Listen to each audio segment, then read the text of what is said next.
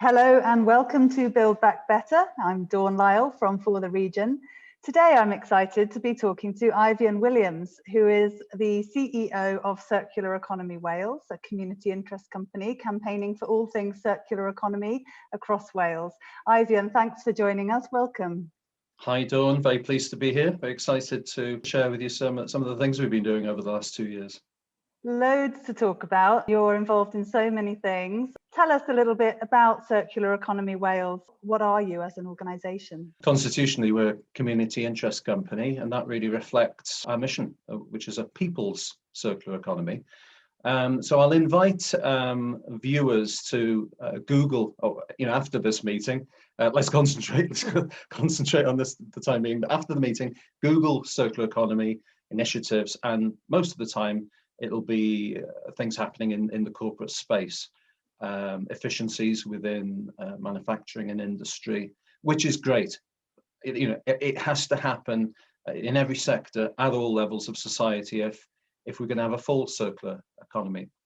However, what we're doing is filling a gap. The gap is there being operated by community-focused, people-focused organisations who have been the engine driver of, I'd say, ingenuity around circular thinking for the past 20 years. Very often doing things without much praise and glory, just getting on with the sort of hard and fast work in their own communities. I'll just give you a couple of examples really before expanding on what our vision looks like. Just have a look at what these groups on the ground look like. They're dealing with picking up reuse materials, turning them into wealth, either upcycling, but also we've been working over the years with recycling curbside systems, designing them when Wales had no curbside systems. And in fact, in the early 2000s, it was the social economy that held the first international conference on zero waste here in Wales at the Bulkley Arms in Anglesey, with Snowdonia over the Menai Straits as a backdrop. And the declaration, the international declaration for zero waste, was launched at that conference with a number of Welsh participants being part of the co-writing of that statement. Another thing to Google, zero waste. It's all over the place now. Zero waste Brazil, zero waste Europe, a zero waste goal for Wales, which wasn't taken too kindly to when we took it out there multi-sector. We try to bring people in the room who, let's say, like the status quo, we're quite comfortable with the gate fees and landfill or whatever. But I think even they are coming on board have been sort of coming on board. But the community sector itself has always been there at the forefront of innovation and pushing what the circular economy looks like. So to wrap up in my little intro here, I would say that the people's circular economy is one that fulfills services and needs for people in communities. So using circular models, grabbing what is readily available to us all in communities in terms of resources, and thinking, what can we make? Can we create a sustainable business and a sustainable service for people in their communities? Because it's certainly needed at the moment. Yeah, absolutely. So enabling communities to create, I suppose, streams of income or to meet local needs, from turning waste into value in some examples, but really the way that circular economy models can empower communities to do more for themselves, as opposed to the kind of corporate business idea of circular economy that many people are fixated on. So that's working with social enterprises, I suppose, and community groups. Yes, absolutely. I mean, we ourselves are a social enterprise, a community interest company like For the Region, I believe. So we said from the outset when we set up 2 years ago, we wouldn't exclusively work with social enterprises. We'll work with all enterprises who are fulfilling roles or have the ambition to fulfill roles for communities, to be part of the community resilience and well-being agenda that For the Region are very familiar with. We stand alongside you as allies in that one. But to give you some practical examples, if you like, of what we could do, where we could go now, we decided to look towards other countries where they were a couple of steps ahead of us in terms of setting up projects to fulfill various social needs. Because, yeah, it's very easy, isn't it, to rest on our laurels that we're third, I believe, second now in the world in terms of recycling. But also there's a lot of areas where we've dragged our feet a bit. And the sand in the hourglass is running out very quickly. Polar caps are melting, and we do need to look at other countries, and if they're doing one particular aspect of the circular economy well in Bolivia, hey, let's just copy that. It should be replicable in most countries once we've overcome the various cultural differences and whatnot. So we put together a vision, a practical toolkit, working alongside our international partners, and you can see their names in our brochure, which is all about placing the well-being at the heart of a circular economy. You can download this in Welsh and English off the landing page of the Circular Economy Wales website. And in there, you'll see not only initiatives, people involvement in Wales, but also internationally. And I think that's very important. We need to do it as a global family. So we've worked with them, and we're trying to shoehorn in things that have worked, things that have been tested and proven. So in this interview, I can take you through a couple of those and how they could benefit Wales. I don't know if you wanted to pick one from here to kick off. Yes, I would. Well, what I've been reading about recently, and has been in a lot of the kind of Welsh news, is about a project called the Celyn, which sounds really exciting, a currency project. So we know, and we've talked a lot before about the importance of keeping more of our spending in Wales in our local economies. Last year, the Welsh Government launched a foundational economy challenge fund, and talking about the foundational economy as being, the things we need and use every day. How do we keep that spending in the region, in the local economies?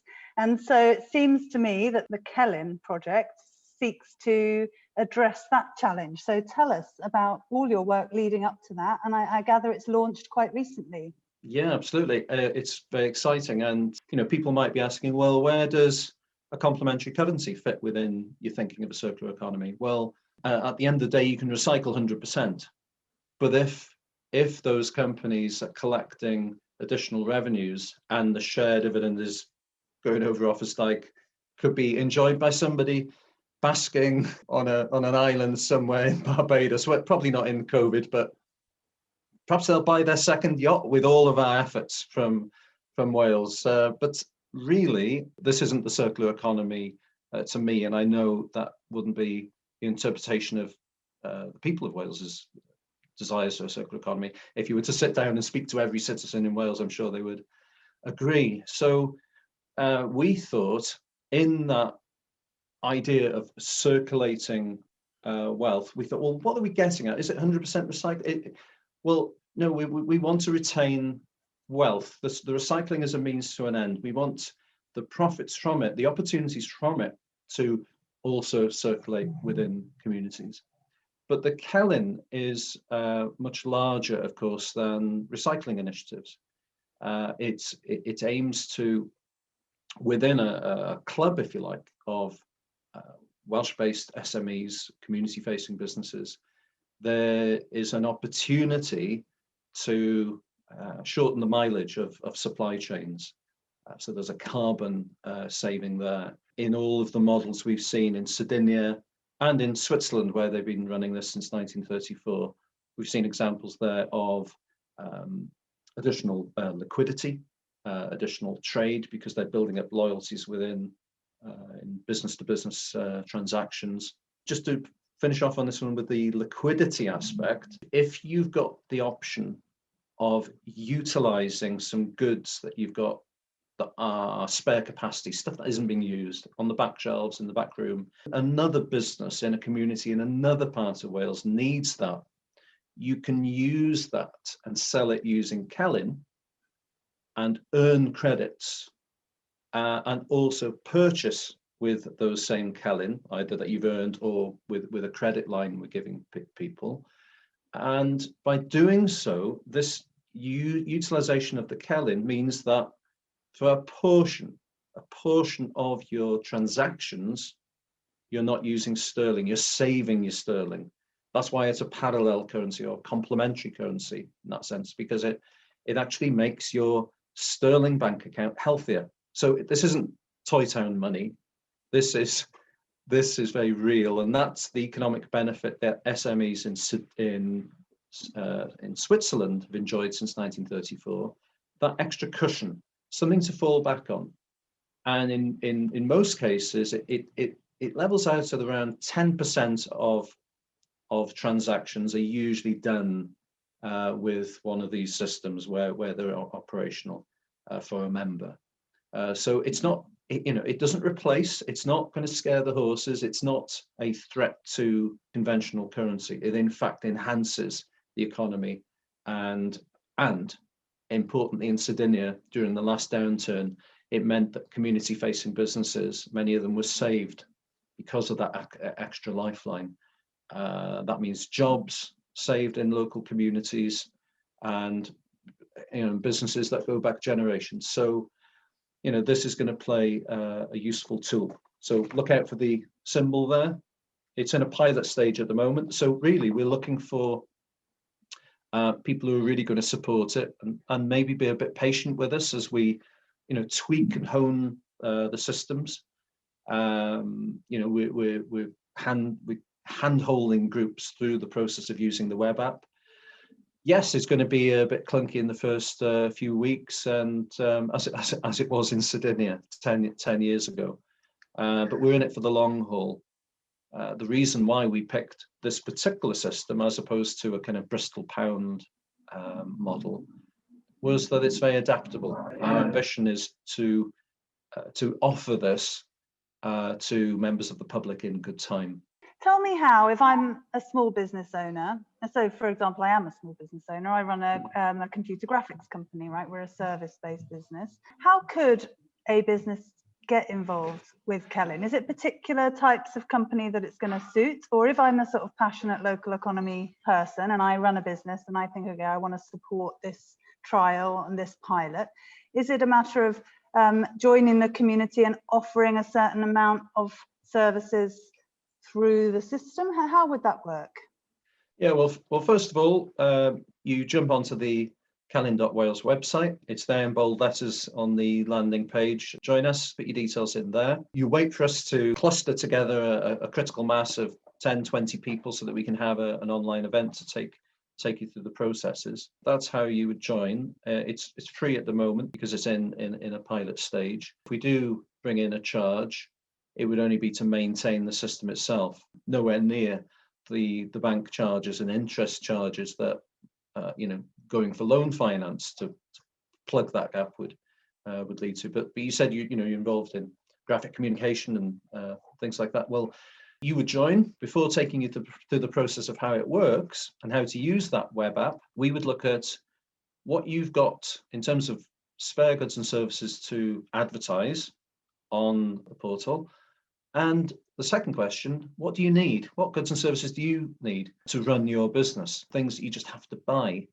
And if we can save you a bit of sterling by you getting this via Celyn, then your quid's in, literally. So, for example, let's say reams of paper. You need reams of paper to print off posters and booklets like this. The onus would be on us then, running the Celyn, to target our recruitment in the next stage around your needs. So it grows around the membership. It evolves and strengthens. Every month that goes by, in theory, the Celyn gets more embedded into SMEs and communities and their needs. I can see that it's one of those projects that needs early adopters to come on board, as you've described, being patient, being prepared to, help work it out. So it needs early adopters who are sort of enthusiastic supporters of the idea, and it needs to get to that kind of critical mass. But in theory, it would mean that from our business perspective, customers across Wales could buy from us using Celyn. We could say, okay, a certain amount of our work we'll accept Celyn for, as long as you say, then some of the supplies that we need, maybe that's printing services or something else, or coffee for the office or whatever it might be, if we can spend some money in Celyn. And I can appreciate that will take a little while to get to, but is that the stage you're at then, recruiting early adopters to come on board with the pilot? Absolutely. And the advantage we have, of course, in terms of bringing on board early adopters, is that people are generally excited about this. It's novel. It's and as well, it's not too novel that this is an unproven system. It's not only has it been running 10 years in Sardinia, it's been replicated 10 times on the Italian mainland. And out of those 10, interestingly, only one started to wobble. Okay, so I don't know what percentage of private businesses would wobble a few years in. However, when they looked at that one, it came down to the way it was managed. And the Sardex sort of HQ in Sardinia sort of took over that one out of the 10 for about 12 months. And then they were back on track again. So that was good. And then the other thing, you could look back even further in Switzerland, where it's been in operation since 1934. And Bernard Lietaer, a Belgian economist, said that the Swiss via, it's called the via, meaning we, ours. He said the via is the secret ingredient that is core to Swiss economic success. And he ends that YouTube presentation, you can all see that little snippet, by saying, why aren't other countries doing it? He just can't understand. And he describes it as an economic biodiversity, an ecosystem, rather than having a monoculture of one. The interesting thing from our point of view is that this is community focused. This isn't Bitcoin, which is something you would invest in for personal gain. And this is always a question, is this Bitcoin? Well, no, this is for a collective or group. So it's appropriate that the Celyn is owned by its members, is a kick or a co-op or that kind of thing, and we can tweak that as the pilot goes on, of course, as people come on board. Very exciting. Okay, well, I'll go and have a look and sign up. Tell me, how did you come up with the name Celyn? What does it mean? Okay, well, Celyn is holly in Welsh. At the most simple level, it has the Welsh colours, the red berries, bearing the fruit, the evergreen leaves that don't fall when the tourists have gone, and leaves that have evolved to protect the assets of the bush, of the tree, if it's given a chance to grow. This imagery I'm giving you now was given by a poet, Eifion Williams, who saw the imagery in this. And Croeso i'r Celyn, welcome to the Celyn. If you Google that on YouTube, you can see his presentation, written by Eifion Williams, the National Poet of Wales, 2016. And then it also has white flowers. Not everybody knows that, but it has white flowers, so you've got all the Welsh colours. Celyn is something protective in Welsh history. They used to plant, there's Garth Celyn, which was a hill fort on the North Wales coast. It stops sort of people looting and rampaging and keeps people safe, that kind of thing. And also, sad part of history back in the 50s and 60s when Capel Celyn, the village, a community, was flooded. So the word Celyn has been part of a negative psyche, a dark period in history. And in picking the name Celyn, I also wanted to turn this name around so that Wales takes ownership of the word and doesn't remain in the past of victimhood. Yes, a nod to the past, remembering Capel Celyn, but looking forward to, Celyn being associated with community rebuilding, with rebirth, and working together. And it's not, incidentally, this isn't Trump isolationism, putting barriers and walls up. Mutual credit systems in different regions fulfill the needs of their own SMEs, but also work with others in other countries and regions. When you've exhausted all possibilities to get that particular widget in Wales, you can speak to somebody else. And we've got an example in one of the English regions. And we've got an example of that. Parity Network was set up in Birmingham, headed by the great Stuart Bowles, who's also an advocate of the mutual credit system. And that's mine and Stuart's long-term ambition to make those links as well. So it's an effort that stretches around the world, and it sends a message out really in these times where contemporary politics has pushed people towards division, to be working with Switzerland and Sardinia and Italy and Wales to be working with the English regions. It's a positive thing. So many positive things. Yeah, I love the symbolism in the name, and I think a lot of our listeners will be keen to support. So I'm just keen to put out the encouragement to businesses across South West Wales to think about jumping on board.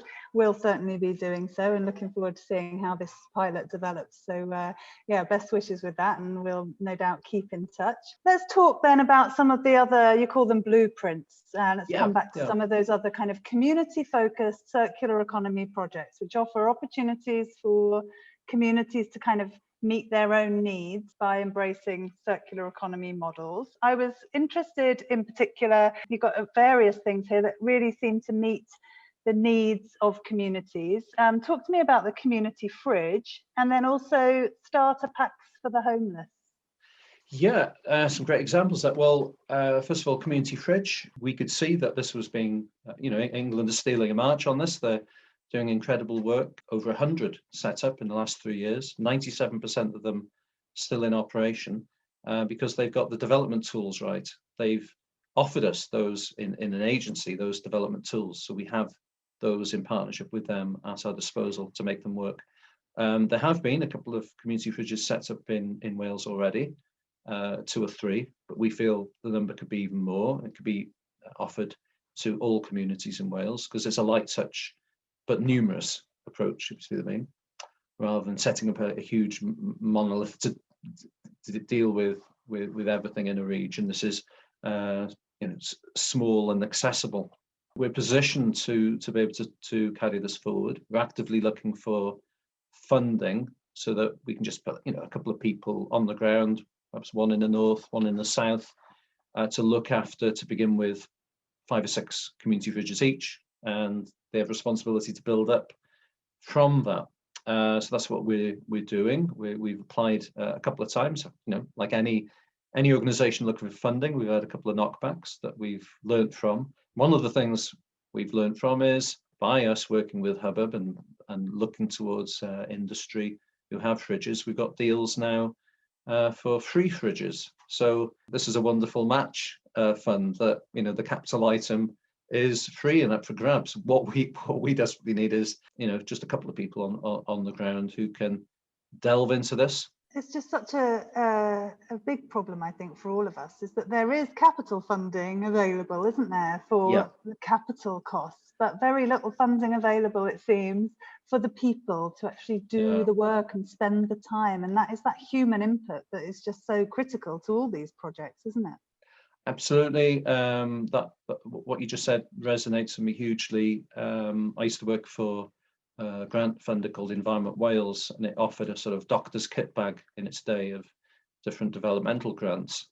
And one of them was, if we developed a new project to a certain stage, and they would benefit from having a paid person in position to take it to the next stage, then that was one of our grants, and we funded a lot of things that are now exemplars in Wales, including Newport Waste Savers was actually set up with an Environment Wales grant and person revenue grant as well.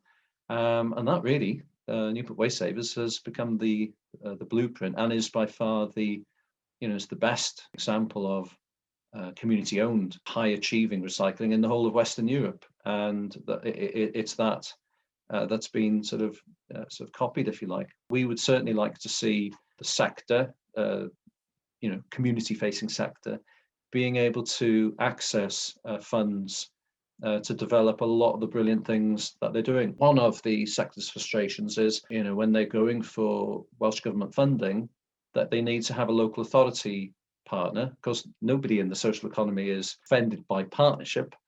Far from it. They're extremely good at working in partnership, but it's the nature of that relationship that's that's deemed crucial in those grant applications, where the local authority becomes the checkbook, and we've seen members of ours waiting for money to come through for weeks, months, and then to hit against a brick wall where the local authority officer changes, and the local authority officer starts to question why this grant was applied for in the first place, and then drags their feet, and then nothing happens. And then meanwhile, the social enterprise whose name is emblazoned all over this project, people are asking questions, well, why haven't they delivered? Well, I can tell you why they haven't delivered. It's because the way it's been structured. And it goes back to the fact that legislative requirement of local authorities to collect waste. But at the end of the day, a lot of reuse materials, a lot of the things that we're talking about collecting here, are done by community groups. There's no onus upon the local authorities to collect those things. Let's have partnership, but let's have equal partnership, because social enterprises at the moment can only apply via a local authority, whereas local authorities can apply directly, and private enterprises can apply directly, and academia can apply directly. So you can talk about and theorize around the circular economy. You can make profit for shareholder dividend out of the circular economy, but if you want to do something in a community, you can't. Now that doesn't seem to be. We feel what we're offering is in absolute lockstep with the ambitions of the decision makers in the Welsh Government. And as soon as decision makers who are going now into an election, as soon as the penny drops to them that the community sector in Wales is on the side of the Future Generations Act, on the side of people, the communities they represent, I think they really should spend some time examining this and recognising that Wales has only got to the second highest recycling figure in the world because the people of Wales have been doing the recycling, not governments. And really, this programme is about giving back to those communities, people living in Wales and their communities. What have they gained from doing the recycling? We do it because we know it is the right thing to do, not suggesting anybody stops recycling for 1 minute. But there are huge opportunities to channel some of this into opportunities for our young people. So one of them is community fridge. At one level, it's a means of local businesses saving on waste costs. So there's a benefit to that sector. On another level, it's a depository and a pickup point for surplus in-date healthy food. And it's classless, it's non-means tested. There's an opportunity for people, all walks of life, to come in and just to engage in this and share like communities used to, because it's the right thing to do, not because they're poor. Yes, community fridge does benefit all of those people who are in huge need at the moment, but equally, it can benefit middle-class people and people rolling it for all that, because this can benefit everybody, and we shouldn't put barriers up. So that's the first one. The second one you mentioned was homeless packs. This idea has risen from social enterprises doing this kind of work up in Conwy, Newport.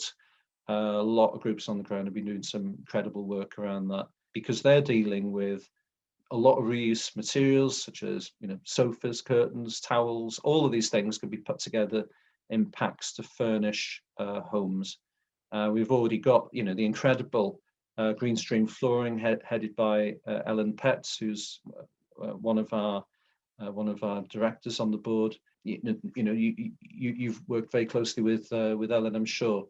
Ellen's outfit is taking reuse carpet from the offices, from the edges of offices that doesn't get the wear, and putting them into carpet tiles for people's homes, so that children have safe, warm, soft environments to play in. And how homeless is, let's make no mistake about it, is going to be on the rise again. The deeper we get into this never-ending pandemic. So those two are examples of what we're doing. I'll come on to precious plastics as well, which I think all your viewers would love. Hasn't been spoken about in Wales as yet. Yeah, I really want to talk about precious plastics. I mean, just on that thing about furniture packs for homeless people moving into new properties, you know, it's a real challenge, isn't it? Often they might be allocated a property to move into, but they haven't got anything to set up home. Yeah. And we see that on the Facebook community groups that we might be part of, don't we? Every now and then there's somebody, some well-meaning person will put out a call and say, has anybody got any bits of furniture that could go to this new family that needs them? And there's always an outpouring, isn't there? There's an outpouring of people saying, yes, we've got this, where can I bring it? I've got this stuff. And you know, those materials and resources, they're there in our communities in abundance. People want to be able to give them. So I suppose it's a project about just creating some structure through which that sort of giving can happen more consistently and more reliably, and not just depending on the odd Facebook group, but actually some structure around that. Absolutely, because the will is there, and you know, I think you've alluded there to that rise in community sharing that we've all seen during COVID, people connecting with each other. But you know, also to say that this has a long history in Wales, and for, I mean, a lot of the social enterprises who are our members have been long-standing, long-serving enterprises around for about 20 years. And this comes back to that point I was making about their ability to reach into community far deeper, far more deeply and far more effectively, because they're working at the coalface of communities day to day. They've got the tools to reach into them far more deeply. So, and to you know, grab materials from that, you know, that are no longer needed and put them into use. So yeah, that is the big opportunity. We can turn everything around. There's things in our communities right now that can be utilised to ensure that people don't go without food, that don't go without shelter and furnishings, and everything else you can think of. Plus, the opportunity to create new things for themselves. Yeah, and keep stuff out of landfill and keep stuff out of the waste stream. So let's talk about plastic then. Lots of people really aware of the problem of waste plastic. So much plastic gets dumped. So let's talk about this precious plastics. Yeah, well, like I said at the beginning, we've looked for programs that work. We don't want to waste our time or Welsh communities' time. So we've gone for things that work.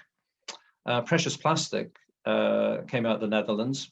A guy called Dave Harkins came up with the concept, and he's had graduates, postgraduates, people from volunteering from all over the world going there, camping out in huge industrial units that he's been gifted on loan in the Netherlands. People have slept there together, built, created the social media, the machines, but machines for community level reprocessing of plastic. So sure, in Wales, we've been very good, haven't we, as communities, collecting and removing waste from the wrong places, from our rivers, our streets, and even our beaches, sadly. But now, with this added incentive, you imagine a precious plastic unit at the end of the street, where young people, not excluding it to any age group, but a lot of young people have embraced this in the countries where they have it. They go there, they can take plastics they've collected, could be from their home, and then they design, they create the molds, they build products. It allows them to think entrepreneurially. It allows young people to build engineering skills. So we could develop a generation of high engineering skills, which was part of Welsh history, but now we can put it not in engineering skills were in the hands of the mine owners and the quarry owners. This could be in the hands of every single one of us, but in a sustainable way, not like the industries of the past. And you know, people have said to me, "Well, what can you produce in a precious plastic unit? You know, it can barely fit into a shipping container or a back room in a community centre." Well, yeah, it's designed at that sort of small micro level so that you can get hands-on and dirty with it. But you know, you could make, for example, children's climbing frames. So if a bunch of kids come in from the local school wanting to install climbing frames in their park or school, they could build the component bits, the various bars from composite plastic, and to be bolted together. So you can allow your imagination to run wild in terms of what could be done here.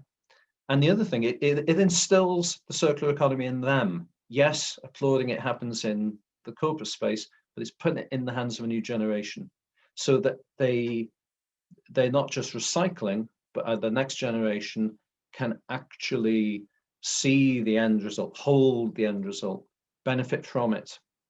And then if it breaks, they can take it back to the precious plastic unit, grind it up in a little grinder, after learning what kind of plastic it is and dividing it, and then make something else, or make the same thing again, but maybe a bit stronger. This is what precious plastic is all about. There's 1,000 of them globally. There aren't any in Wales. And again, this is why we're here. We have the agency in Wales to develop these things. So we've got that hotline, if you like, to the people who built these systems in the first place. So we can ensure that the highest quality development is put on the ground for all these things. And then, Circular Economy Wales has no ambition to own this kit once it's up and running. The only thing we want to own is driving this agenda, which is nobody else is doing. But once we put the thing in place, it's yours. It belongs to the street or the community or the school. That's the beauty here. So that's what we're asking all parties in this coming election to get behind, because we could actually say to any MP or Senedd member, regardless of party, back this programme, and there will be additional opportunities for your constituents. It really doesn't lean any particular party tribal way. You could look at this from a business standpoint. You could look at it from a social standpoint. This is an opportunity to unite around a radical programme, and that's what we're putting on the table. I'm looking at some of these. I'm an entrepreneur and I can't help it. And I look at something like the precious plastics. They've got a fantastic YouTube video that sets out, their equipment, but also talks about the business model, and how anyone as a small community group or an individual could think, okay, this is a piece of equipment that I can either buy for relatively low cost or make myself if I'm a little bit handy. So as you say, it's these machines that are really accessible to reprocess bits of waste plastic into nice pellets, and then make those using molds or presses into products that as an entrepreneur then you could sell. And they show you can make bricks, and they can build structures out of bricks, or as you say, sort of making structures, kind of buildings out of them, or small things like key rings or light switches or plug sockets. Some of these things where at the moment we use a lot of virgin plastic, but there's such opportunity for an entrepreneur to think, I could just set up a little business here. And not only that, but I'm creating a facility, as you say, for young people in the community to gain new skills, to educate everybody about waste plastic and the opportunities for more recycling and reuse. It's just multi-solving loads of things, but we need those passionate entrepreneurs to come forward and say, yeah, I could do this, whether it's a community fridge or whether it's a precious plastics workshop. It just takes that leadership, doesn't it, arising out of communities for people to say, we could make this happen. Well, we invite communities, schools, entrepreneurs, whoever, to get in touch with us and work with us on this. In terms of a community fridge, that isn't really a sort of, it doesn't sit within the sort of profit-making sort of realms. What needs to sustain that is a host, an organisation with a bit of footfall. And actually the benefit for them is that they're getting additional footfall because people have to eat every day. So they're going in and interacting with all the other services and things that they offer. Community fridge sort of washes its own face in that way. If it's hosted properly, the volunteers always come, because there's huge cost-saving benefits being involved in it. With precious plastic, if you're going to maintain that, let's look at they did an audit of the 1,000 globally just before the lockdown, a few weeks before all this. They did an audit to see how they were faring. Most of them were washing their own face and being able to generate enough to maintain their services. But interestingly, about a third of them were generating enough profit to post a post because they were creating product, selling on eBay, but serving the community first and foremost. But selling surpluses just to keep the operation going. So yeah, they were job creating, and more interestingly, of the third globally, the majority of those were in Western Europe. So we are blessed as a first world country of having connections and the opportunities to make this work within a small economy and allow it to stand on its own 2 feet and generate a job for the community. Yeah, fantastic work, Eifion. So presumably Circular Economy Wales exists as a supporting organisation for any community group, or I know you work with schools as well that want to be zero waste schools. You can share knowledge and support groups to set up these projects, based on these blueprints, learning from a huge international network of projects and programs around the world. You'd encourage people to get in touch with you about any of these ideas. Is that right? Yeah, absolutely. We would like to do more reaching out and networking. We've faced the constraints of COVID like everybody else. We did have in the pipeline an All Wales conference last year that we weren't able to do. However, there are online opportunities now. So if there are groups of communities who want to get around some of the practical approaches to a people's circular economy in this, and we can get a critical mass of people together, we can hold bespoke fit smaller events, and that's probably more a style and more appropriate for Wales, because we are a community of communities. We do have a capital, but we don't have that huge sort of big finance centre where all the jobs and all the skill drain goes to a large extent. So yeah, that opportunity is there for us to hold little and often. But again, it comes down to the fact that we can't obviously do this on goodwill and volunteering. We have some funding for our Celyn pilot, but we're actively looking to social funders, Welsh government, to just to back us in getting a couple of people on the ground who can do the running around to help communities with this. Yeah, aren't we all? I really hope you do manage to get the support that's needed to roll these ideas out. And certainly I think there are lots of ways in which we can work together in promoting a lot of these projects and blueprints, not least the Celyn. So we'll help to champion that and spread the word about that pilot. I think that's a really exciting opportunity. I know that you share the vision, really, Eifion, that Wales can lead the way, can't it, in so many of these things. You talked about how Wales led the way on zero waste years ago and still leads the way now on recycling rates. We know that things like the Future Generations Act is really world leading and very pioneering. And I think a lot of us just share that vision that Wales should focus around these circular economy, well-being economy issues as our unique selling point, as our real brand in the world. And it's an exciting vision, but there's lots of work to do. Absolutely. I mean, and it contrasts hugely with our past, doesn't it? When you think that the opposite of a circular economy is an extractive, exploitative system where you just blow the hell out of mountainsides, and you only have to walk a few paces in Wales, north and south, to come across spoil heaps and former mines.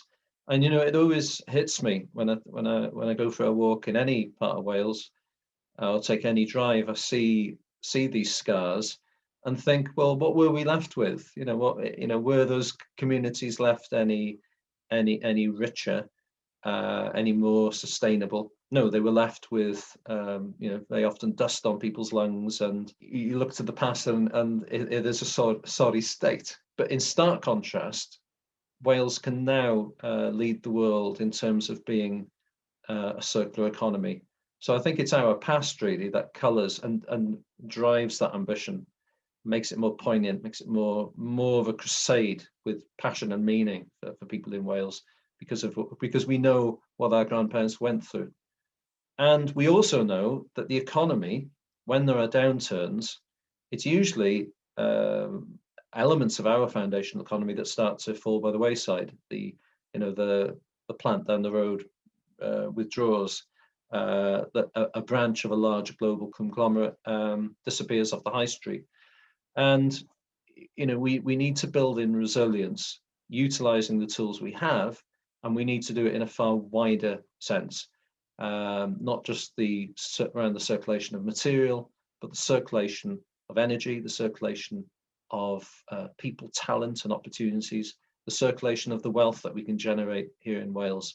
So it's an all-inclusive circular economy that we need to be communicating, and not just sort of idly thinking that this is just about, melting some stuff down into some ingots and making a product. It's a little bit more than that, if we want a truly meaningful one that impacts and empowers us. Yeah, well, inspiring words to end on. Thanks so much, Eifion, for coming and talking to me today about Circular Economy Wales and all the great initiatives that you guys are driving forward. Couldn't agree more with that vision and the importance of building resilience and putting communities at the heart of this circular economy vision for Wales. I'll encourage all our listeners to check out Circular Economy Wales website and look at the brochure that's been recently published, which includes all those blueprints that we've been talking about today. And let's jump on board with the Celyn pilot and see if we can get some momentum behind that. In the meantime, thanks so much all for listening to another episode of Build Back Better. I've been Dawn Lyle from For the Region with Eifion Williams from Circular Economy Wales. Tune in again next time, and in the meantime, thanks for listening.